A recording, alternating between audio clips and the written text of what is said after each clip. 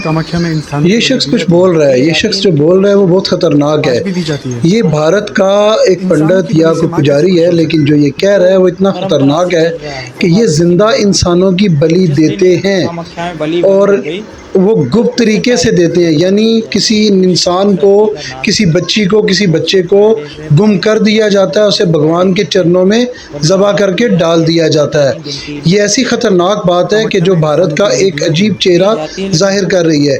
ज़रा इनकी बातें आप तवज्जो से सुनिए कि ये क्या बकवास फरमा रहे हैं। कैसे खुश कामाख्या में इंसानों की बलि दी जाती है, लेकिन गुप्त रूप में दी जाती है। आज भी दी जाती है। आज भी दी जाती है। इंसानों की बलि से माँ कैसे खुश हो सकती है? जो परंपरा से चल रहा है वो हर किसी को निभाना होगा। जिस दिन ये कामाख्या में बलि बंद हो गई तो उस टाइम विध्वंस हो जाएगा पूरे।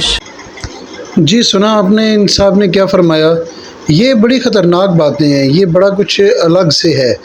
अच्छा ये देखिए एक और पंडित साहब हैं जो खाना खा रहे हैं, और ये क्या खा रहे हैं, ये मटन खा रहे हैं, गोश्त खा रहे हैं, और ये छुपा रहे हैं। छुपा इसलिए रहे हैं कि कोई देखे ना, क्योंकि इनके मजहब में मांस मच्छी गोश्त खाना मना स्वामी है। टेम्पल पे प्रसाद के रूप में मटन बिरयानी दी जाती है। आसाम की कामाख्या देवी टेम्पल में देवी को प्रसाद के रूप में बकरी चढ़ाई जाती है और भक्तों में उस मीट का प्रसाद बनाकर दिया जाता है। वेस्ट बंगाल की कालीघाट टेम्पल पे भी यहाँ भी मटन की प्रसाद दिया जाता है। भारत में कुछ ऐसे मंदिर है जहाँ भगवान को शराब और सिगरेट भी चढ़ाई जाती है। तो भारत की कुछ मंदिर है जहाँ पर प्रसाद में मीठा नहीं दिया जाता, मटन वगैरह बकरी ये सब चढ़ाई जाती है। अब सवाल ये है कि अगर भारत में ये सब होता है और मंदिरों में भी मांस मच्छी या गोश्त दिया जाता है, तो फिर कुर्बानी के नाम पर मुसलमानों का कत्लेआम क्यों किया जाता है?